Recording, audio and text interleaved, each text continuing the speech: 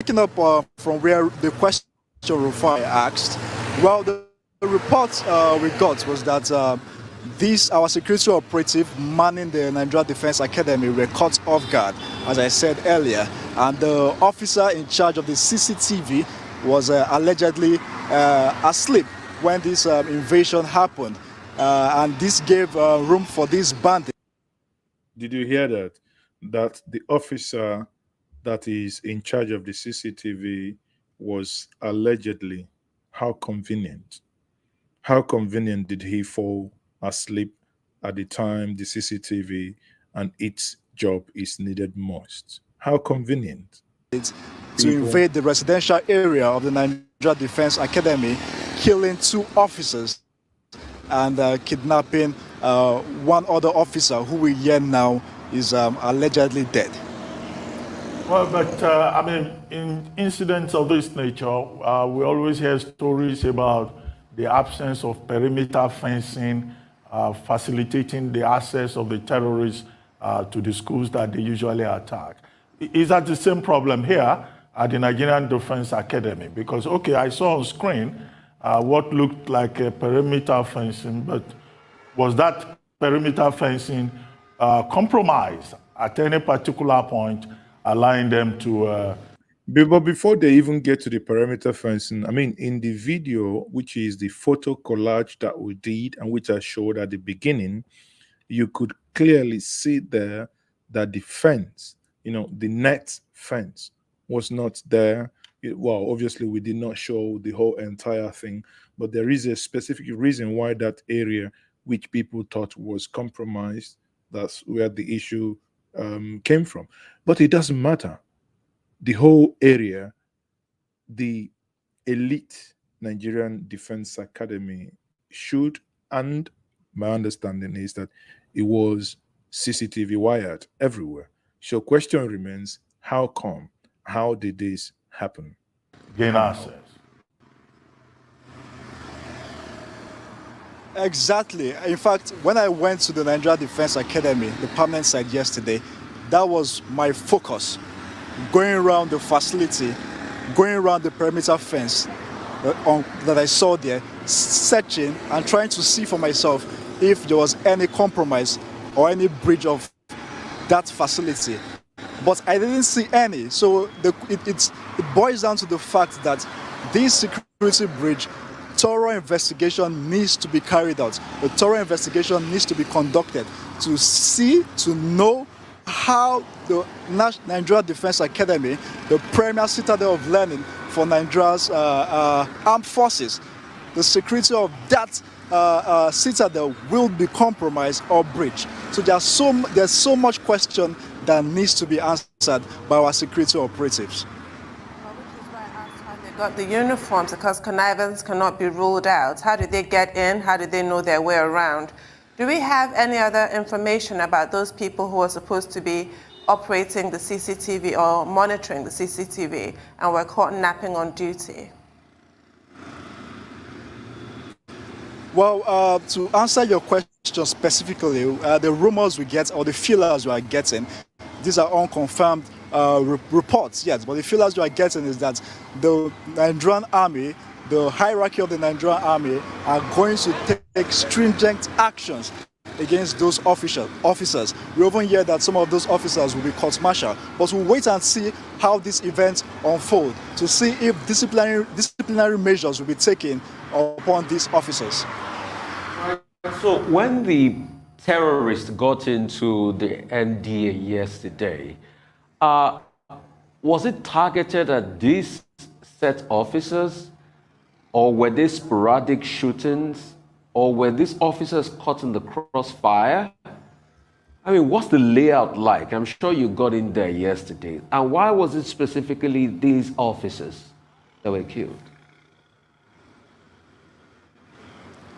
Well, the way this operation was carried out, and from the look of things and from all the reports we have, putting everything together, it shows that these bandits might have sneaked into the Nigeria Defense Academy, because we did not hear reports of sporadic gunshots, sporadic shooting anywhere. So it just shows that these bandits might have, one way or the other, found their way into the residential area of the Nigeria Defense Academy, where these officers were caught off guard. So they specifically went to the residential area just for these officers in the academy, right? Exactly. They specifically went to the residential area of the academy. And these officers was kidnapped, and 2 officers lost their life in the process, and 1 sustained injury, sadly. All right, thank you so much, Lacey. Really appreciate you for that. So at the end of the day, you can see, as they have reported here, obviously that reaffirms what we already know now, and that is at one point. At the other point is, in the midst of all this thing happening, and you still see that this nation is still going on releasing known terrorists. Again, I can't emphasize this enough. These are known terrorists being released to the public.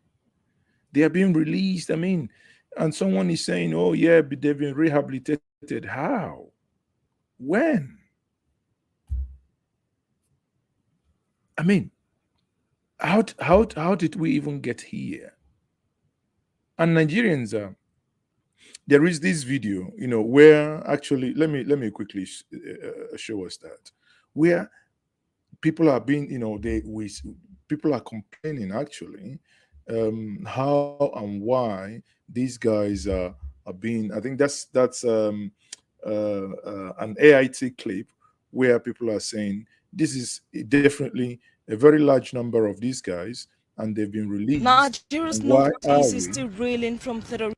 Why are you guys still releasing them? Have a listen to this.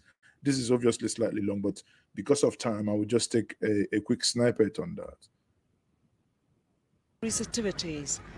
The landscape is dotted with the destruction, and the tents holding hundreds of thousands of displaced persons are a testimony to the people's suffering. They are the victims of the 11 years war. It is not just the community members, but also members of the armed forces who have had to pay the supreme price. It is in this context that the recent surrender of the terrorists and the welcome given by the Nigerian authorities is both disturbing and traumatizing, especially for those who have lost families and livelihoods. This Durumi IDP camp in the...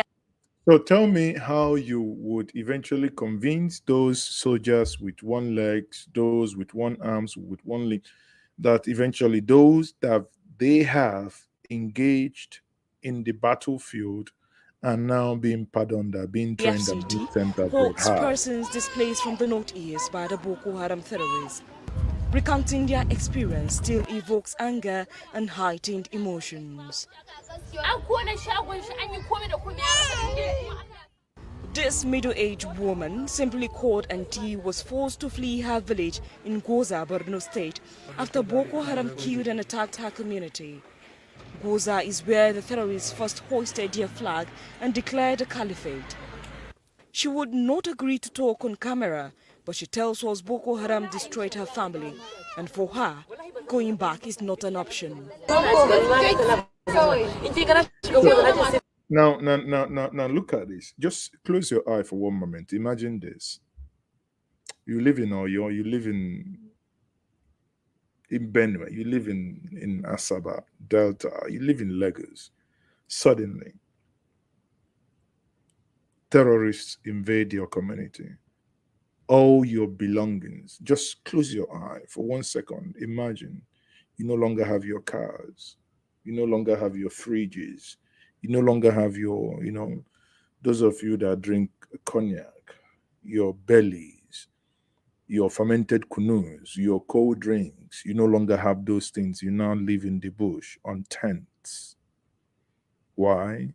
Because those that ought to protect you, those that swore under the 1999 Constitution that ought not to be, those that swore with it to protect your life and your properties, have failed in doing that same basic contract that they have orally signed with the collective. Imagine for 1 second, that is what these people, there are times our humanity has to be at play. It doesn't matter if this IDP is in the north, in the south, in the east, in the west. These are humans. We are all human. Cut me open, cut the woman speaking open. We are all human. Therefore, anything that would threaten any of those, me, them, you, it doesn't matter, must be condemned and must be done collectively. It is heartbreaking to watch something like this and you see that these kids Intelligence are still analyst living David Okoro says this marks of in injustice IDPs. and is worried it might create problems of integrating the surrendering terrorists. Of course, it's going to be a threat. Again, if it's not properly handled, the safe corridor policy is a good idea, but it must be properly handled. This is why my own suggestion to put everybody that have surrendered into a holding facility, while we prepare the public, the communities for their reintegration. So, but question then is, why are they not listening to people like this? Because put them into holding facilities. For me, get a special court, try them, try them, and do the needful. Do the needful based on information you gather from them. But this man broke the table. Go and get something and before you watch this, because this man in question here broke the table. The way he basically explained what is happening must worry any of us. Again, the way he explained what is happening in Nigeria, that must worry every one of us. The video is now trending. Many are now saying, on that note, Buhari must go because he is talking from the point of knowledge. Now listen to him. Listen to him. And that, I think that's Professor Kunle here. Listen to him. Made sense. Made perfect sense. Listen to him.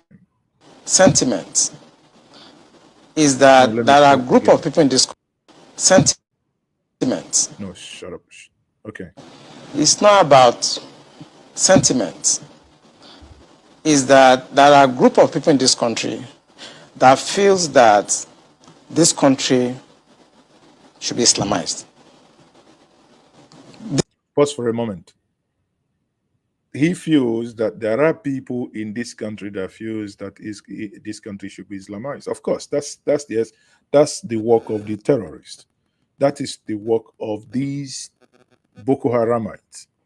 Call them bandits, which they are not. They are the bunch of people killing Nigerians every single day, displacing them of their land and of their properties and kill them on the This is a fact. I say you want me to start mentioning names of people in this government that we have interrogated. I will say. Did you hear that? That we have interrogated, meaning he is part of the interrogation. It's not about, we, see, possessive pronoun. We have interrogated, not that they have interrogated. You understand the context in which he makes his statement. Member of an interrogation team, and I've interrogated a very high-ranking member of this government in 2007, 2008. On issue of Boko Haram. I interrogated him. He's in this government right now. So can we take a guess who he is talking about? Let's, who is he talking about? Can you, if you have any idea, make your suggestions in the comment section. And what was the issue? Boko Haram. And this...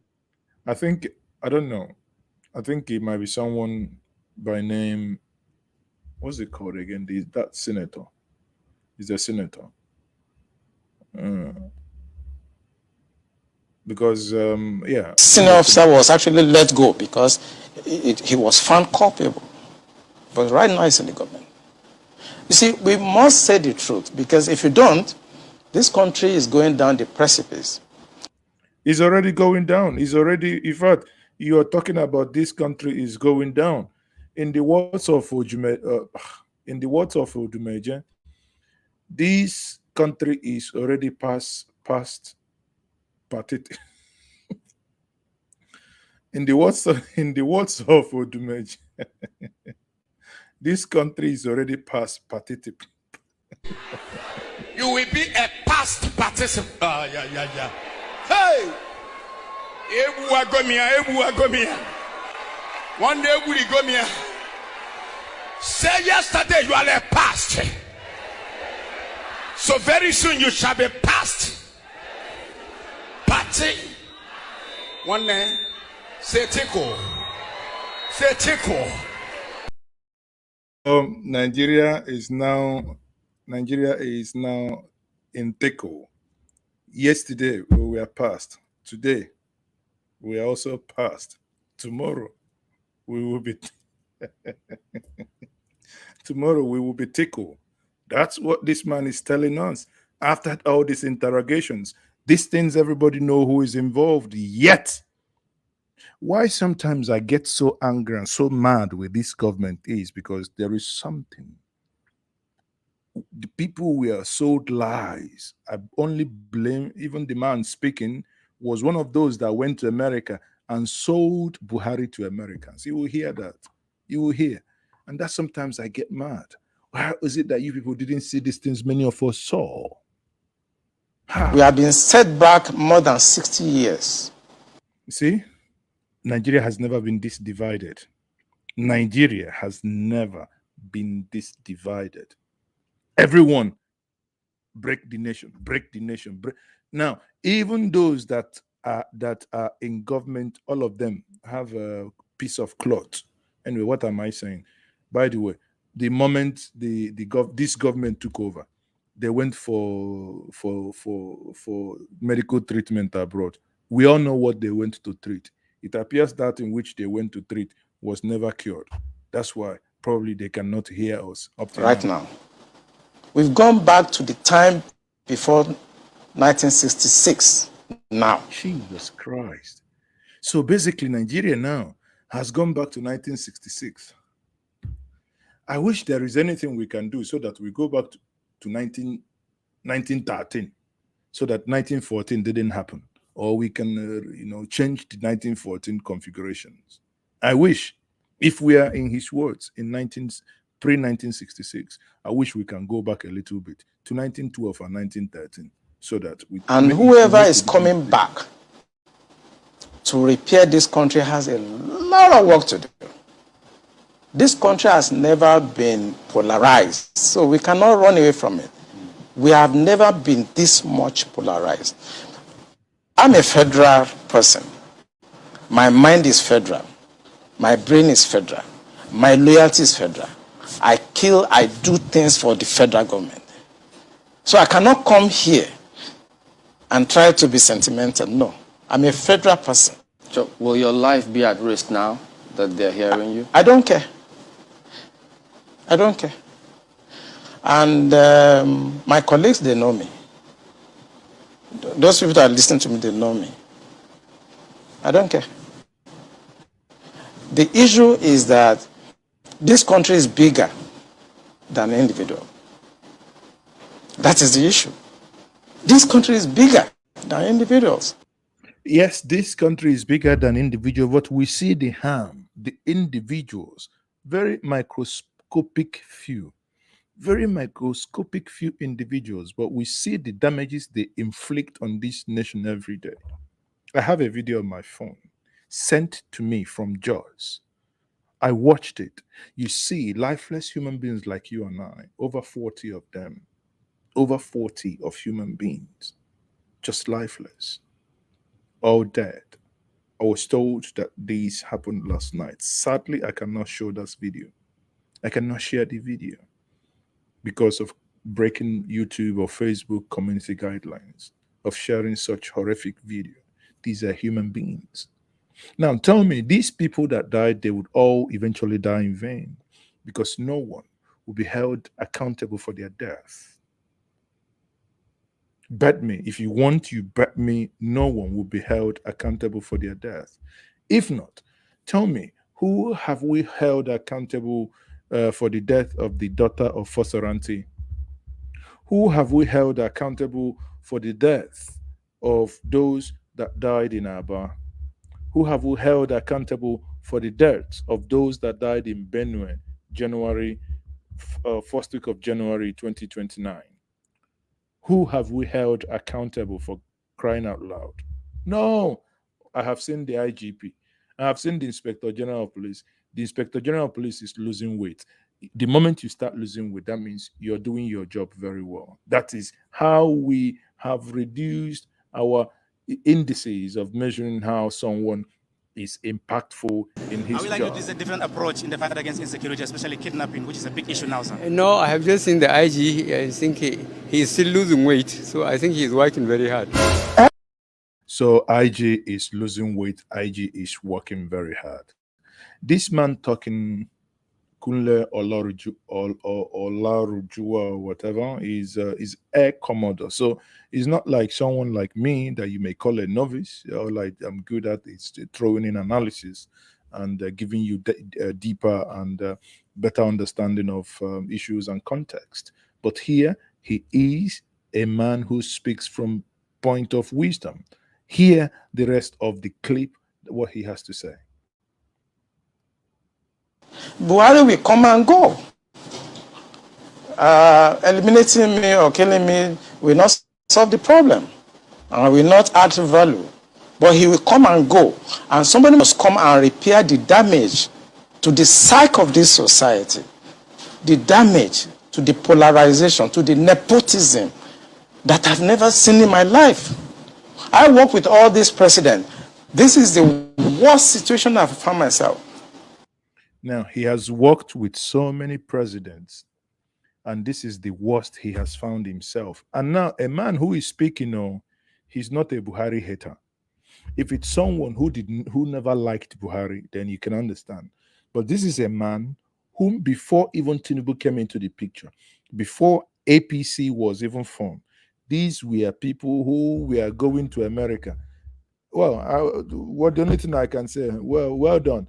Is America no longer existing? Why don't you go back to America and tell them that market that you've sold to them, that was actually, the market is fake?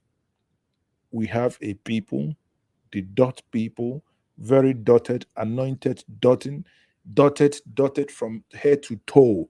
They are businessmen. They know fake. They know real. They know original. They know Chinese. And they know Taiwan.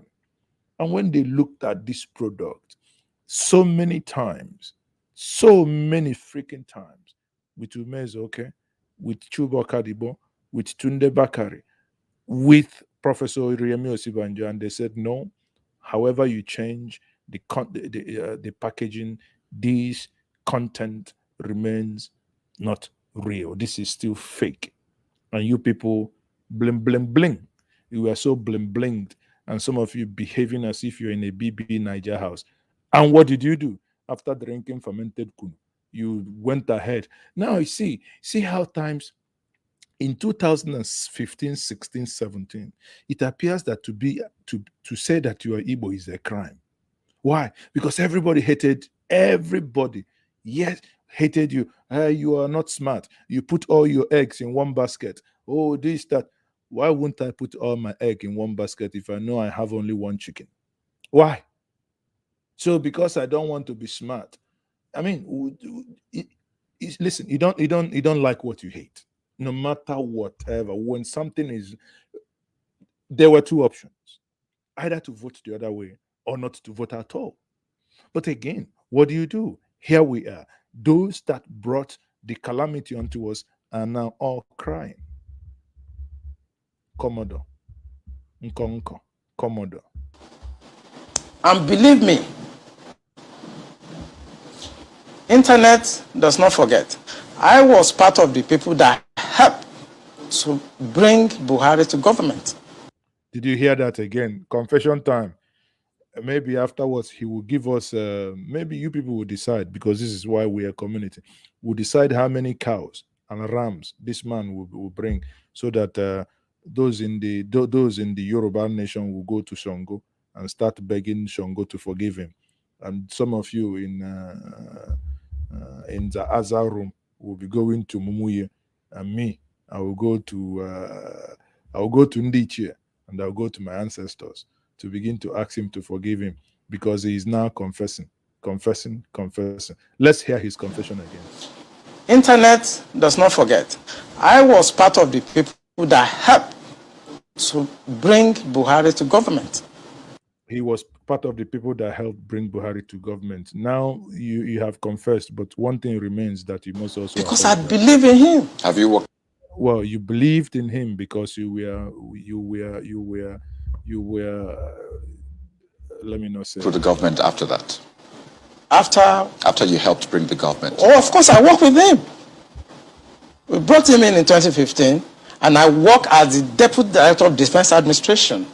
And we have a lot of hope in him. And we actually are ready to do anything for him. What he has turned out over the years is shocking to us. What he has turned out over the years is shocking to us. What he has turned out over the years is shocking to us. This is not what Mazi has turned out to. What the president has turned out after those who supported him to that level going to America, encouraging and getting the Obama administration to support. This is what they are telling us. If, as my good brother Dr. Damages would always say, if they are now those that supported with mind, everything, resources, are now feeling this way, then you and I can always go to bed. I was in Harvard in 2014, in December, when the Department of State Services and CIA and others were contemplating about Buhari and other aspirants. I know what we did to convince the American government that the only person that can come and put this country right is Buhari. That was before the Lagos, the APC, before they chose within. Right. And that was how Tinubu came in. We know what we did, but what he has done in the past 6 years is shocking. It's unprecedented.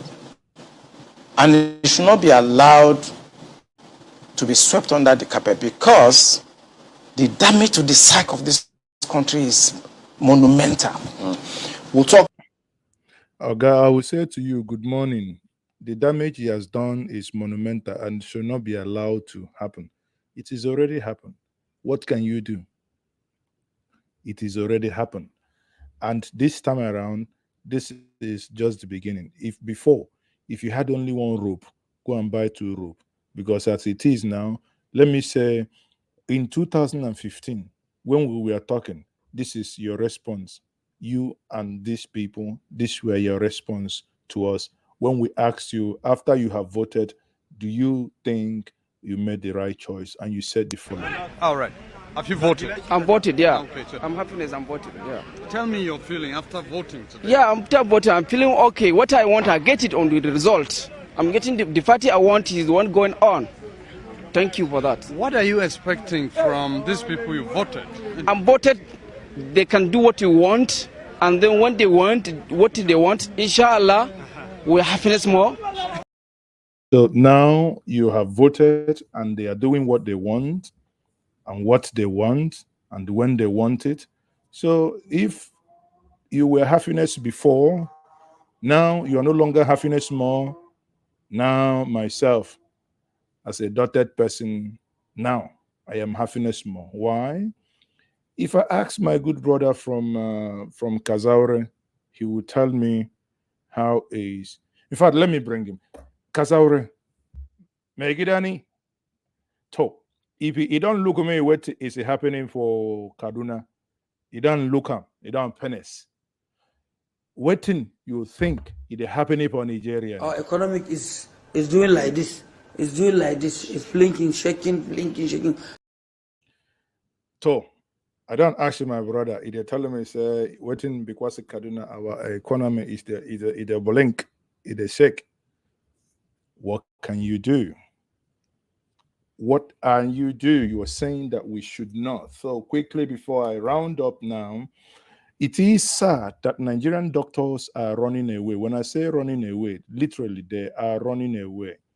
But before I get into that quickly, let me also bring this onto you, the reactions of people. There are Nigerians that have their brains still intact, like this young man here. But here you have terrorists, people who have seen Nigerian military to be their number one enemies, people who have come out headlong to confront Nigerian military, killing them and other innocent people. Sorry, I'll allow this to go without interruption. But before I do, please, if you're joining me, kindly subscribe, share this platform. Make sure you like this video, please. And I'm thanking Martin Amadi for the super chat. Martin Amadi, thank you very much for the super chat. That is much appreciated. So let's go on. They will just go and say they have surrendered, and then the next thing, Nigeria will still spend the taxpayers' money instead of prosecuting them according to the act of terrorism and probably hang them to death. Take them off the face of this country because they are terrorizing the people of Nigeria. Nigerian government will go aside the huge sum of money it is spending on security because of this Boko Haram, will go and again spend more money rehabilitating them, and the worst of it, engage them into Nigerian military. If you are not seeing the danger I'm seeing, if our leaders, docile leaders I call them, from ethnic nationality, are not seeing the danger that will befall us in near future, I am putting it to them. Some of us have sacrificed our life to say and put on the table nothing but the truth and to help the near future. I see myself as the leader in near future, and I will not be leading a country that will be in total chaos. America, as powerful as they are, I've never heard when they will arrest ISIS and then think they will now re-engage ISIS into American military. It's not done. America. So, I mean, that tells you there is no need playing the whole video. But one thing that is very clear is that anyone with gray matters in between their skulls sees the danger. One thing that beats me silly, when I say this, I mean it, real silly, is when people do not or rather pretend not to understand that this is going to hurt us in the long run. We see how Afghanistan army, an army of 300,000 men, was able to crumble. Why? Because America also made some mistake of even reintegrating those that they think that they've rehabilitated into the army. So eventually, the other person at the other side is seen as a colleague. When push came to shove, they laid down their arms, and what did they do? They bailed it. And here we are, as a nation, walking in that rope, walking along that line. Now, again, I haven't said that. That's on Buhari and his problem. Let's move on to the next, quickly to the next, news here, where you see doctors from your own countries, doctors from Nigeria running away. Nigeria has very, very poor health system.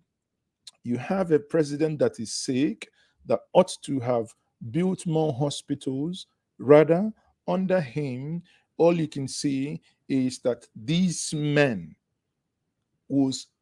they will not be even They will shame, no, they even catch them. No longer ashamed. They will show us picture.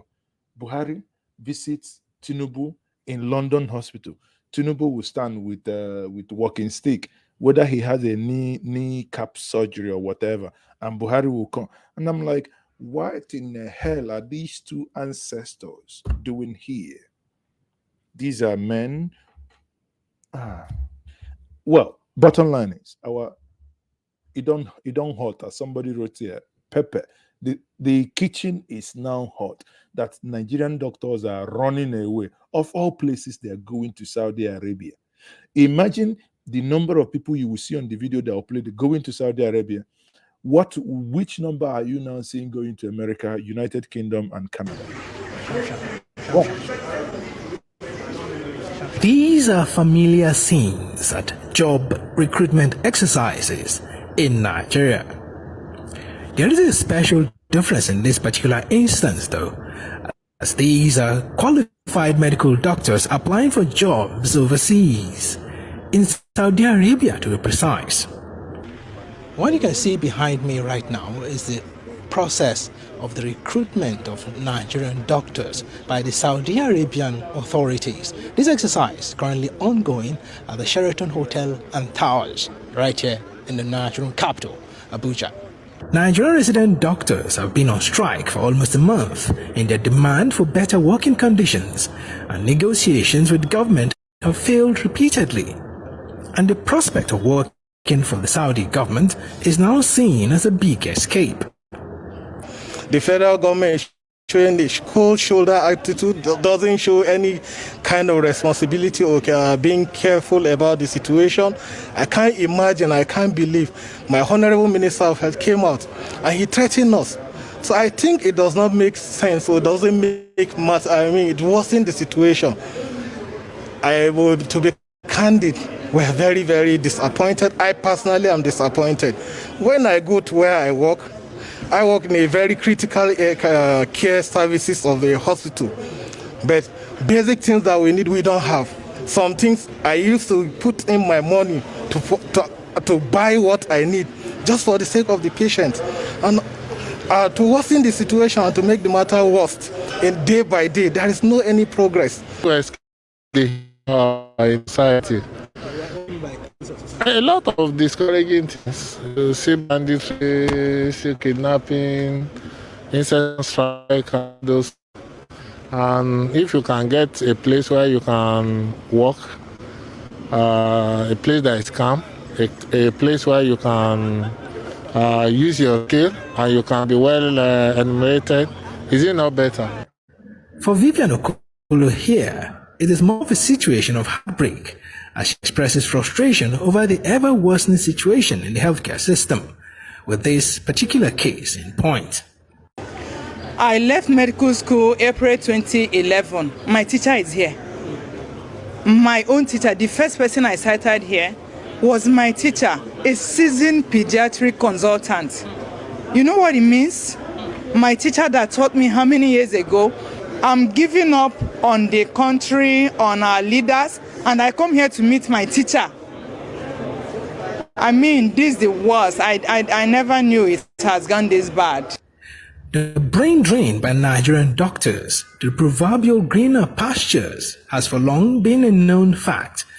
But having a foreign government conduct massive recruitment of Nigerian doctors in Nigeria is taking the issue to a whole new level. And there is no telling the likely far-reaching effects of this down.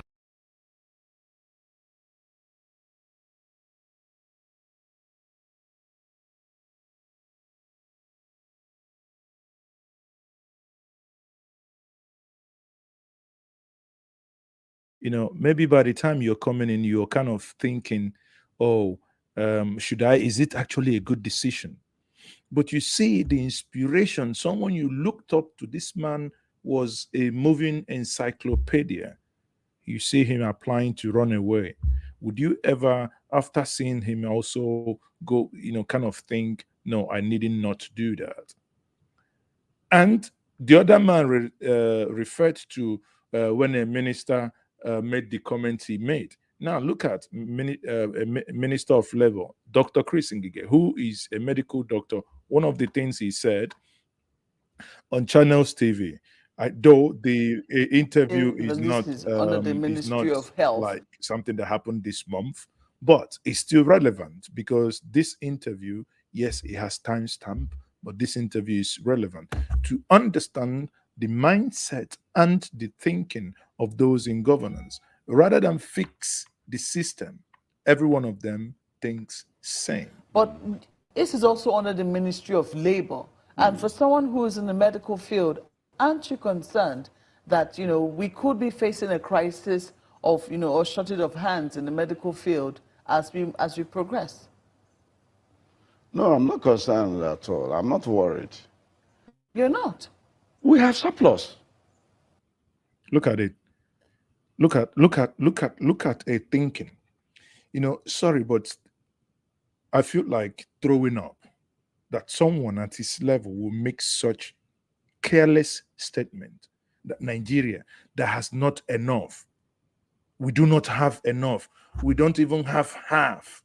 Yes, we are churning out, but we don't even have enough. And here he sit down saying, oh yes, we have surplus. Surplus on what? On healthcare. Surplus you export. Oh Jesus. Yes. It happened at one time, Indian teachers. I was taught biology and chemistry by Indian teachers in my secondary school days. They have surplus in their country. We have surplus in the medical profession here. I can tell you. It's my area. We have. This is where we're complaining that we don't have enough doctors to man Who said? Rural areas. There is not enough medical professionals. You say we have surplus? We have enough. We have more than enough. Sorry. So there is nothing wrong with all of these people coming to... No, nothing wrong. To come and... They go out, they sharpen their skills, they earn money and send them back home here. You see, slaves, they earn money. That's what you are referring to the diasporans. Basically, the diaspora is, that's why none of you can work to give them the right to vote. They are the cows that breeds whatever you guys are really, you guys are really something else. Honestly, you guys are really something else. The diasporas are there, and what else can you do? Apparently, nothing. Let them go and get more money for you. Give them the rights to vote. No. Treat them well. Whose side? You have surplus.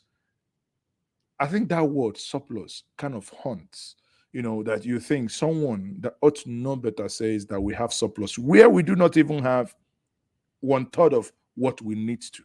It's just like today, somebody saying, oh, we are exporting electricity because Nigeria, we have surplus. That's exactly what it is. Does that make any sense? You have surplus. Oh, yes, because we exploit, we have surplus. That's just basic, crass. Let me not finish it. Unbelievable. Yes, we have earnings from them.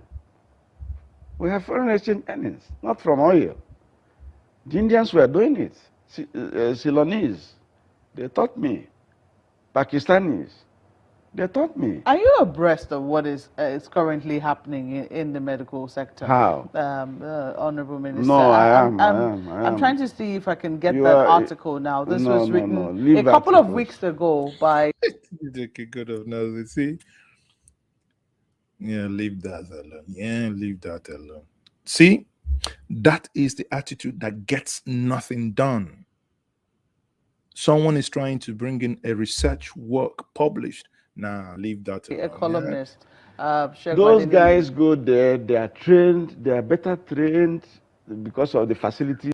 Oga, who will come back after better trained? Who will come back? One of my friends normally says, come on, the mouth that have been chopping, instead of that mouth to stop chopping, let the one that haven't tasted anything go on hunger strike. No one would ever test 24 hours 24 hours electricity. No one will taste running water. You open your tap, you drink the water. You don't need to go and buy anything. No one will taste parking your car, knowing that you have insurance. Somebody comes on your driveway, nicks your car, and you still get that back. No one will taste all these things and you think it easy. Why is it that you see people staying abroad 5, 10, 15, 20, 30, 40, 50, 60 years? The other day, I saw from my good brother, Osta Chidoka, the interview he had with Sylvester Ugo. Many of you don't know Sylvester Ugo. The guy, the former Biafran central bank governor. But again, in all he has done, yet in his old age, 19 freaking years, Sylvester Ugo is stuck in America. Why? Because let me tell you, people, if you get to 60, 65, you have not returned to Nigeria, you're not coming back. That is the hard truth. Sorry. Because you find out when you're younger, you can stay in Nigeria. But the moment you're older, even those of you that have American passport, British passport, watching me now, listen, you come to your old age, you will go back to America. You will go back to UK. You go back to Canada. You know why? As long as we do not fix this healthcare system, do you know sometimes it scares me that I will be sleeping sometimes around 1 o'clock. I will, I kind of get goosebumps. I ask myself, if I have medical emergency here, that means I'm dead. And that applies to any of us. Your mom, you are watching me from the diaspora, but your mom might be in the village. If your mom has any medical emergency anytime from 7 o'clock till the next day, 7 o'clock, the chances that she will die is over 50%. And that's a sad reality. And it hurts me. It should worry any of us when I see men that ought to understand saying, oh, we have enough. That is this. I mean, just like that. And you see doctors running away from their own country. People, I need to join another meeting. But before I do, you see, it is not only about talking about the federal government. In my neck of wood, Abia State, to be precise, has been a pain to the great Igbo nation. When I say a pain, Abia State has been a disappointment because when it comes to governance, I think they somewhat have been blessed with misfortune. All their governors. The other one, all the governors in Abia, the other one is being dragged around. Thief. The other one, he was arrested last week with his son. Because of what? Because of what they stole. Compare that to some states, at least for my state of Anambra. We're not saying that they are saints, but at least we do not have any ex-governor that you can say EFCC is going after them. They say they stole this, they stole the other one. But here, Abia State, and if you think what I'm saying is this, there is a correlation between when you stole money meant for building up a state and the decadence you will see in that state.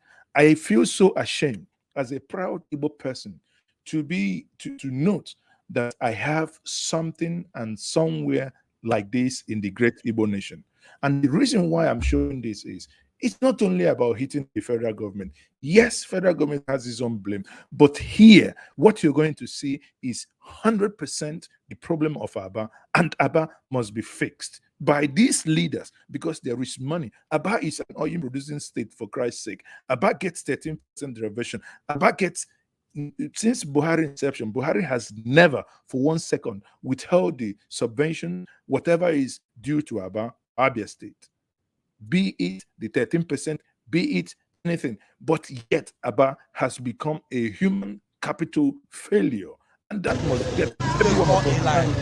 Look at what we are seeing here. Look at Aba as of yesterday, for Christ's sake. No, can't pass it. Shop every year they will pay for their shop. How many years? How many months? How many months? 1 year. How months? Millionaires. Okay, remember that I see that I They won't sell because everywhere is dead. You know, with them laws are now. And you are now a poor bala, Tabula one and Hula Hepasara also.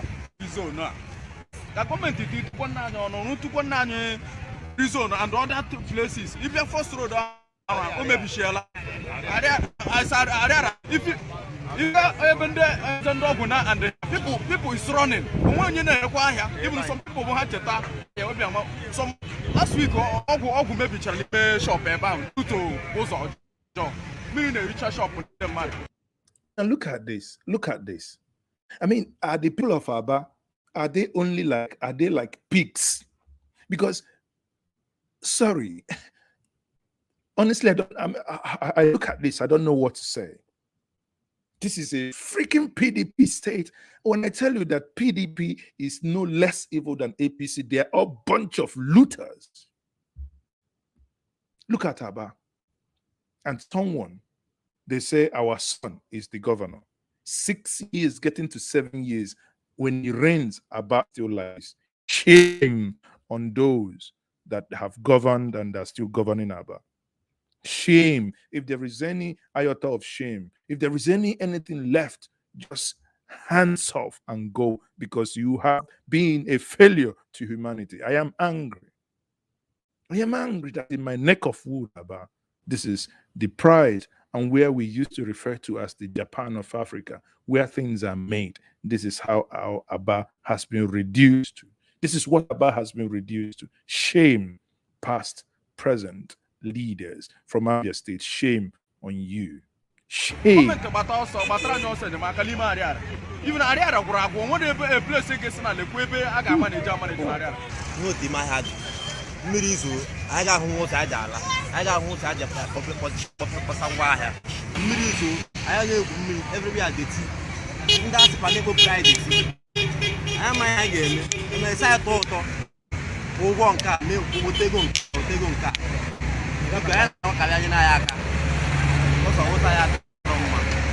Feel when I'm Landa, Musoli Lion Sofra, Tunya Chara Hamero, or to by this time. Nahago Panemetu Anyua, Nata, Tonyere have got to run. Nahaga Metu one I lie 1 month. Even if you did not vote for them, for Christ's sake. Now tell me how someone would watch this, what we see in Aba. You still, if you're from Abia State, and you still have the infantry to criticize the federal government, whereas one, if we have 100 naira, federal government takes 52, your state takes 48, state and local government. Yet, federal government is barely, mathematically speaking, only 2% takes more than state and local government. Yet, this is what you get. If you see videos from Benue, that's what, when I said what I said yesterday, and I mean it, that Governor Autumn should actually stop talking to the federal government when he was crying, oh, the federal government, Buhari banned him from seeing. I say, who, so what? You're a president of a federal republic of Benue. That's what you are. You are the CEO of Benue PLC. That's what you are. You are the managing director of Benue. If another company says you cannot come in, damn the country and fix your own place. And that's what I meant. Why cry? Fix it. Look at Aba there. Let me tell you, give me 100 million. That thing you see there will be done. Engage direct labor. What are you talking, for Christ's sake? This thing is not skyrocket science. It's not skyrocket science. 100 million will fix that thing. Get people direct labor. Mobilize the people. There are people who are jobless. No, they won't. They want it to spoil more so that they can eventually go and put big billions. How much being used in doing this, in doing the other one. I mean, come on, people. Come on. Aba, you're ashamed. They shame me, Aba. Look at the former governor of Abia State. Look at it. EFCC is after him. This is it. Now, this is allegedly, please, Theodore and your men and your whatever, DSS, this is allegedly. Now, that they diverted this money, 55 billion, ASOP ADEC fund, 2 billion. Agriculture fund, 12 billion. Paris Club fund, bank loan, 10 billion. Exchange, 1.8 billion. Whatever, Shopee, 2.3 billion. SS crude revenue, 55 billion. So when you look at all these things, you tell me, if indeed these monies were commingled, this is Guardian, source is Guardian News, this is done, this chart, these statistics in use here, reference is Guardian. On these things, if indeed, let's assume for argument's sake, without considering, let's just argue, because these things are general fund, though, not that the whole money was missing, though. It's just that this is the fund, but probably was not explained in details how that money was used. Now, let's assume that only 10% of this was removed, or 20%. Do you think you still get the same result? What is it on earth? Why is it on earth that, how long am I going to live? That I cannot, if I ever have the opportunity to govern a place, that you cannot make it so nice that you will spend your last days there. Is it that our leaders don't know that whatever you do, by the time you turn 75, you become so vulnerable? Only thing that can sustain you is that which you have laid down in your place. Someone in this evening conversation said something that touched me, and I'll read it very quickly. It says that my mom, that's his Chisom here. Chisom, pardon, but I'll bring your comment on the screen. And Chisom said, because when I said that, she said, my mom died because of exactly what you said. And honestly, I don't need to be a soothsayer to know about these things. 2 years ago, on Easter Sunday, on Easter Sunday, in my own village, I rushed a woman to Newi because she was unconscious. And that incident broke me. It broke me reason why it broke me, because while rushing this woman unconscious, the first place I stopped was the what we call the Ajam General Hospital, isn't it? A place where I have given them ultrasound, a place where I've given medical equipment, wheelchairs, and all the rest. And on Easter Sunday, around 7:30, I opened the doors of this general hospital. I felt like just killing myself. Everything so dusty, just nothing, just nothing. No single human being was there. Not single on Easter Sunday, not a single human being.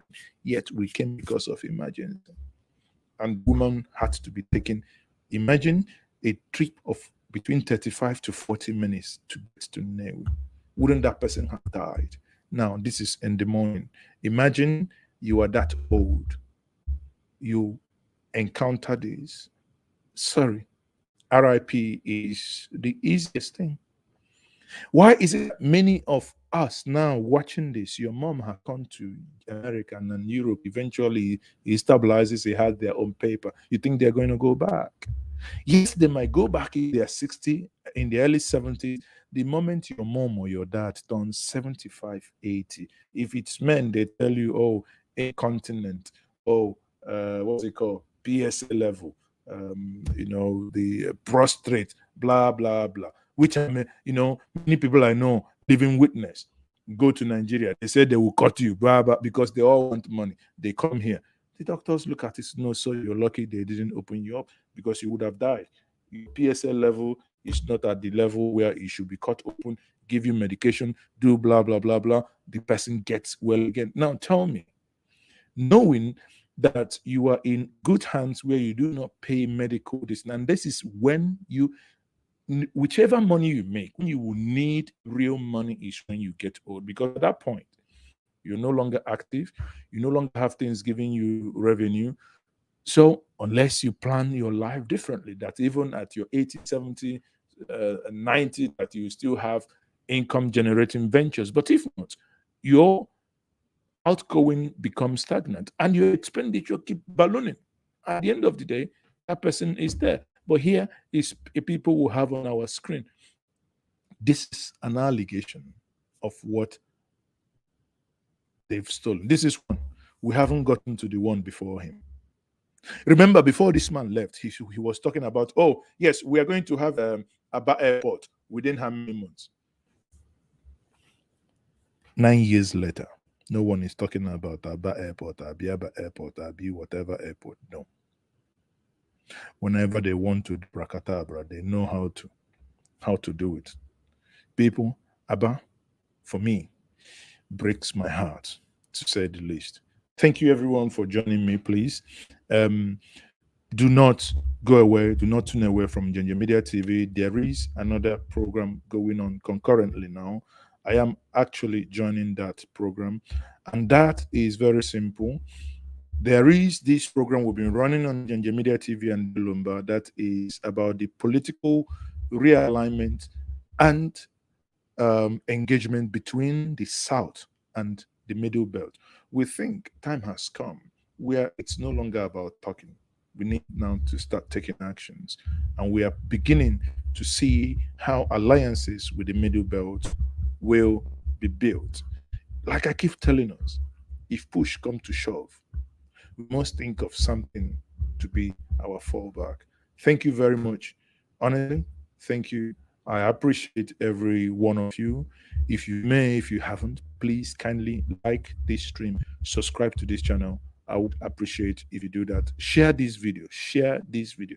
This is the simple gospel. We can not only keep hammering on the federal government without touching ourselves. That will be akin to lying to ourselves. And I'm not going to be a party to that. On that note, I will say thank you once more for being part of this program. I am still Mazi Ezoke. Indeed, I am proudly the dotted one. Peace out.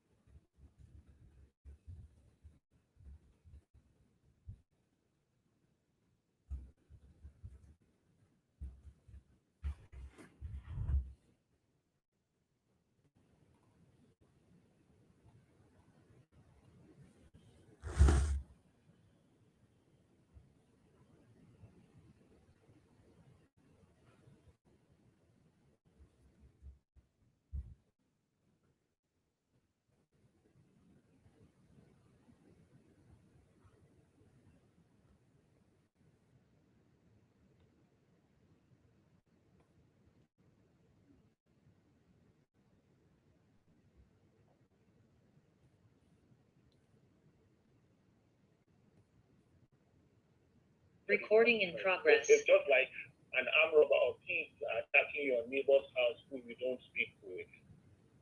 At that point, you should know that whenever he finishes with the neighbor, he will come to you. So we have no country now than to have this alliance of the time. We have more reasons than our forebearers to come together and work together. We don't even have a choice. If anybody's been considering that, okay, maybe we should solve this problem, the person is not in Nigeria. The person doesn't actually know what's on the ground. In all the appointments in the federal government, we have been marginalized. In fact, even the Southwest that would be the current government in power, they don't have anything. It's only the office of the vice president. Newsflash. The president was off constitutionally for a number of years of the Constitution, allowed the vice president to take his place. Did they agree? No. People have to fight how can Osiba trouble him? He is the vice president. He should just assume the seat. The president election continue before the president comes back. No, they wouldn't agree. So even the Southwest have issues changed. Look at the distribution of our ministers. Those that were given from the Southeast, Southwest, and the Middle Belt, there are offices that are dormant, even if they have got good titles. No fund is sent to anywhere that a Southerner or a Middle Belter is in charge. They don't set funds. If instead of allowing, let's say, this police talent who is supplement affairs and to handle palliative, they created a new agency to make sure that somebody up there handles it. We don't know the number of new agencies in fact today that have been created silently, and we just hear this one. As long as we we're not united, we'll keep on being marginalized. So we have a greater reason now to come together. It's an issue of the fly and the bee. They are both insects. But when you look at the fly, they come alone, they just scavenge of carcasses and dirt and survive on it, and they call them pesky fly. But touch one bee, anywhere the bee goes, it will go. In the next 15 minutes, you'll find 5 other bees looking for that missing bee. They stick together, so they make honey. What do flies make? They are killed anyhow. Nobody kills bees anyhow. So we have to decide whether we'll be flies to be killed at random at anybody's discretion, or we decide that we are beings who unite together, form a colony, and become formidable. The need for us to align cannot be controlled. Okay, let's try to get Mr. Alpha back. Mr. Alpha. Okay, Mr. Alpha. Yeah, I think I can hear you better now. Okay, thank you. Can you hear me? Yes, we can hear you. We can hear you. Let's hope that the audio is still is stable. Now, what's the cause of the present day quest for a Middle Belt identity that is distinct from the corner? Did you hear my question? I'm sorry. He said, can you hear me now? I'm sorry. I said, what is the cause of this present day quest for a Middle Belt identity different from the corner? Yes, I think there is a bit for that because even historically, when you look at the issue of identity of the Middle Belt has always been an issue of concern. Initially, prior to independence, when we were not to our independence as early as 1955, we had an issue between the Middle Belt and the Commons. In fact, the independence 1956 were already deprived. Most Middle Belters did not even join the Northern parties at that time, Northern People's Congress. They decided to form their own parties. They have the party of United Middle Congress, which was between Benue and Village at that time. We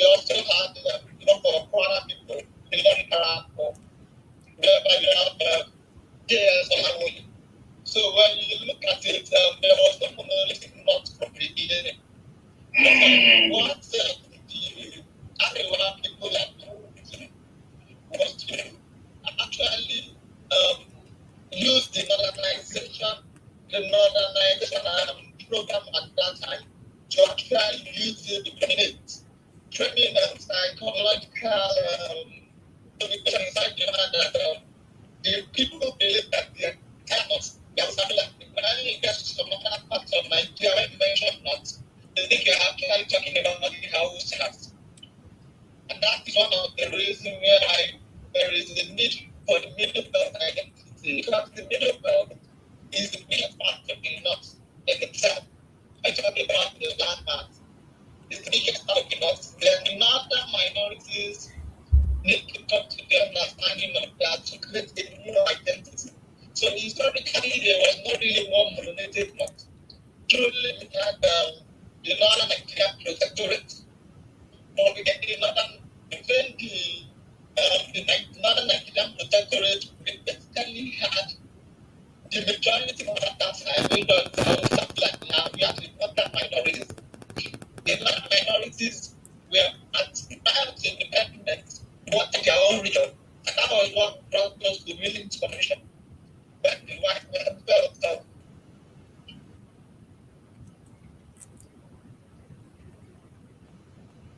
Mr. Alpha, I think we lost him again. Yes, can you hear me now? Yes, we can hear you. Please go ahead. You're saying something. Okay, yes. I said at that time there was mountain minorities. We had mountain minorities with the middle belt. We actually wanted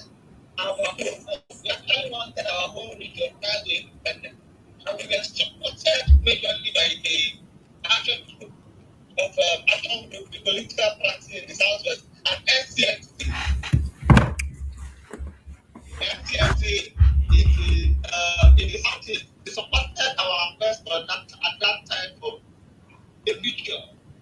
But at that time, the colonial masters were not comfortable with one monolithic country as the means of dominating the country. So they had to divide the ministry, big cat, and to say, okay, after independence, they will create a new regions. They set up a committee called Village Commission to look into the matter. But at that time, the whole objective was, in the real sense, not to create the region for the people of other minorities. And at that time, the other minorities were not able to aggregate themselves into a political party. At that time, we had a lot of parties. In the northern minorities, we have UNPC, we have all those political parties, the Lorry Paragon, and all of those political parties. But now there is a need for that identity. If there was the emancipation and liberation of the northern minorities, which is now central Nigeria. In central Nigeria, we must now see ourselves as one people, with one destiny to liberate ourselves. Without that, we will keep on being marginalized. For us to be able to evade marginalization, there is not most need for a distinct identity at the start, because there was never a monolithic thought. It cannot exist, it cannot work. The identities are different. Okay, let's go back to Mr. Pam. Mr. Pam. Yeah. Now, as we were speaking, someone posted on the comment section saying that there is no leadership, no rallying point in the middle belt. Do you agree with this? And do you foresee this as a problem for a Southern and Middle Belt alliance?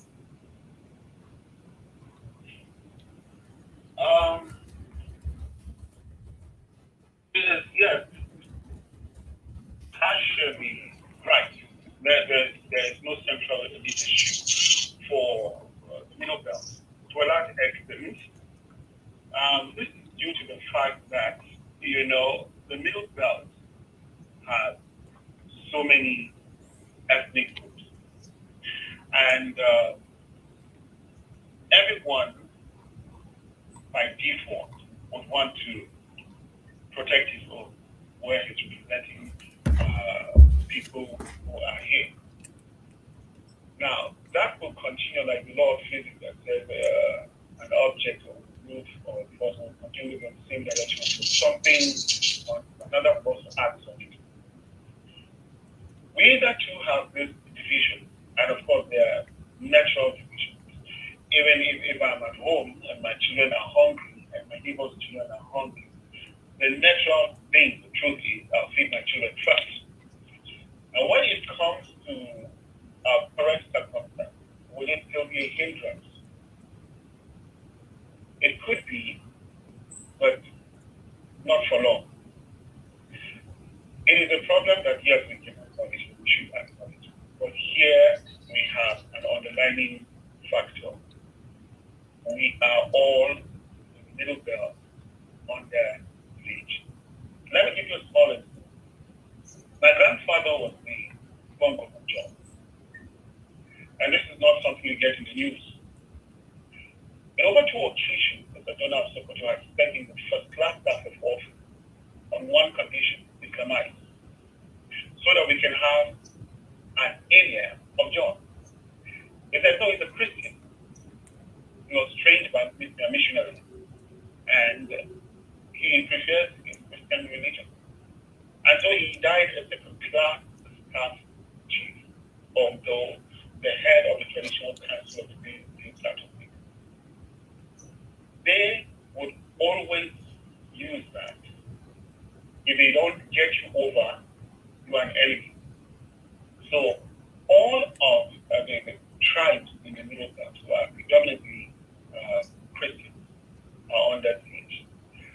The attacks we are facing around southern Kaduna, attacks we are facing in Plateau, are indigenous that are killed in different parts, is for same reason. The agenda is one. And we now have a concrete reason to pick that one and do away with that differences and have a leadership representation. So far, we're doing good. So far, we have platforms like. So far, we have only had to begin to devise means of presenting ourselves boldly as middle class. Devoid of this central leadership for now, we are poised to defend ourselves and speak up. The rate at which young people are speaking about it now is to be commended, highly commended. You hardly will hear in the past or something that's happened and anybody's talking about it. They're afraid of being carried away by fear or answer. But right now, everybody is talking. So we are beginning to have leaders who are coming up and will support anyone that is coming up to speak for us, to defend us, to say the truth about what's on the ground, irrespective of whatever is happening. In the past, when somebody speaks and is coming to be is harassed, everybody keeps quiet. But no, since Melafia spoke, the day they came to surround him, before you know that, they are going to take Melafia. Say, when? Where? And we all went there. Why are you taking him? If it's wrong, prove it. People are beginning to speak. The middle belt is beginning to speak. And yes, our own internal issues of leadership is not the main thing. It is elementary. Our primary goal now is consistent prevention of securing our lives and property and stop people from killing on the health. So we have a strong reason to bond together. And the lack of central unified one will not stop us from moving ahead. It will not stop the line at all. Okay, I saw Antonia's hand up. Antonia. Yes. Thank you, Mr. Palm and Mr. Alpha. Thank you for that presentation. I believe, like you said, that there's a new wave. There's a new wave. God is doing a new thing in this nation. because there's an awakening, just as you have said, because now the Middle Belters are now seeing the need for them to come out boldly and to speak. And as they are speaking, even the South, we are hearing you and we are in support. Just like what you have said, whether South or Middle Belt, we are all facing the same thing. And the best thing is for the both sides to unite. We should come together as one, especially the Middle Belt. You have to talk to yourselves. That unity is very, very important. Identify the bad eggs that are in your midst and then talk to them. You have to talk to them, because this divide and rule that the core nuts are using is because of the bad eggs. They can just penetrate. They know that there's some people they can settle, that once they give them money, they give them power, that is it. They'll come to their side. So we have to talk to, even in the South, it's the same thing. So we have to talk to ourselves. We have to talk to our leaders. We have to let them see reason. We can't continue like this. We can't continue to be killed. Our people are being killed. And there's nobody to defend them. There's nobody. We're just on our own. We're just on our own.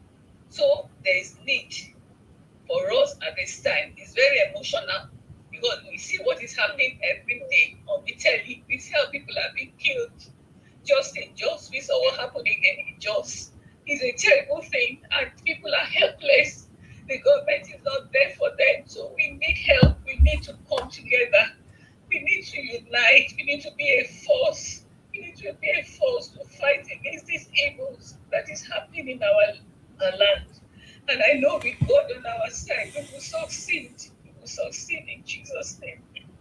Amen. Thank you so much. Thank you so much, Antonia. Remember, you can join the conversation simply by raising up your digital hand, and I'll try to accommodate as much questions and comments as possible. Talking about creating a center of leadership at a rallying point, Mr. Pam, how do you think the leaders can go about this?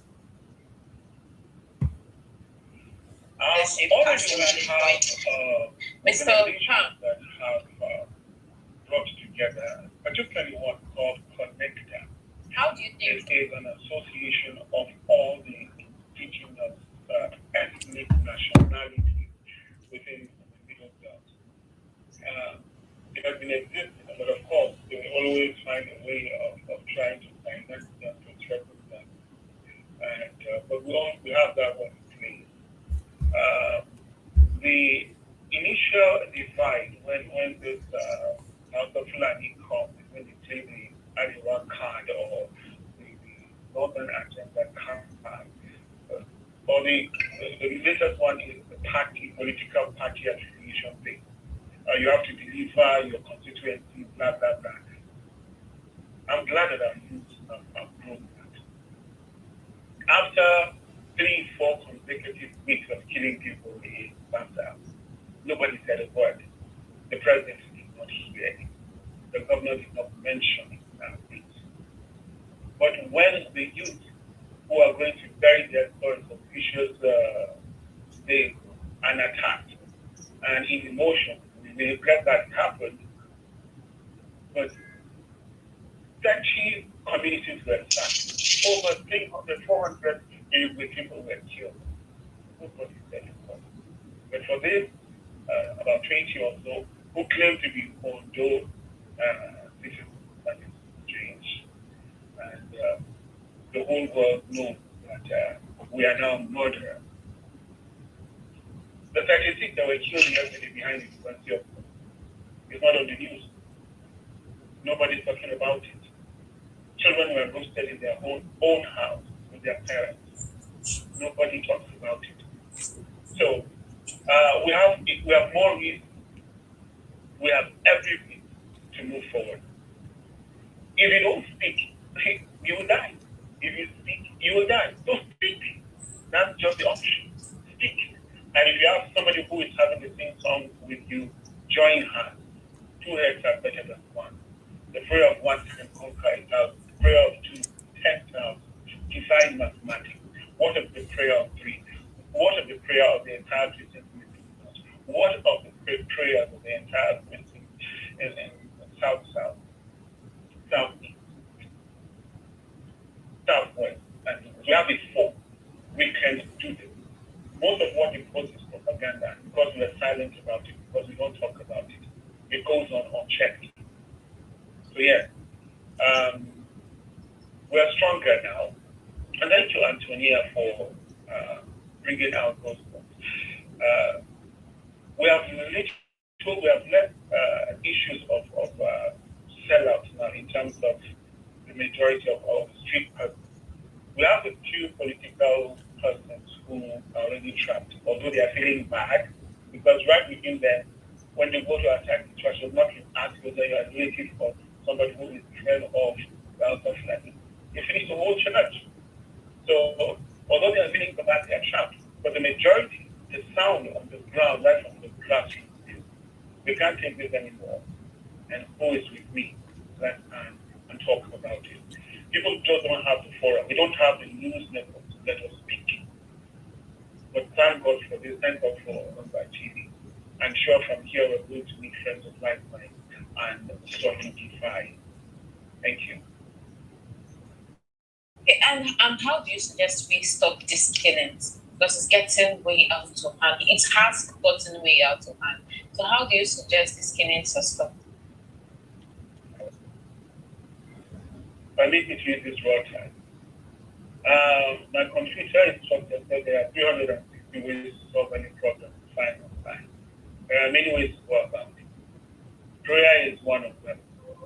But it's not about prayer is key for other places. However, even when churches are about to launch or to get the new church building erected, they can pray to God so that we can have this project done. After praying, the money doesn't fall from the sky into the church. The church now contributes. The church comes together. The church stretch forth their hands and meet their network and source for funds to build it. And at the end of it, we thank God for planting the church. Same thing can be done. We remember the Bakassi boys. They are not the missionaries, but they solved the problem in the South. Whatever is happening to Mr. A is happening to Mr. B by default. So whatever they are doing here, we count on the support of the rest of the alliance in every way. Whether it's to get a catapult that you can support us with, fine. Whether it's to syndicate our problem. After this platform has aired what is going on, you may have friends in other liberal television stations that can still take it up. You can do that. It will mean once they know people are talking about it, it will begin to shimmer. But if I am the only one speaking about it, if Obadia Mila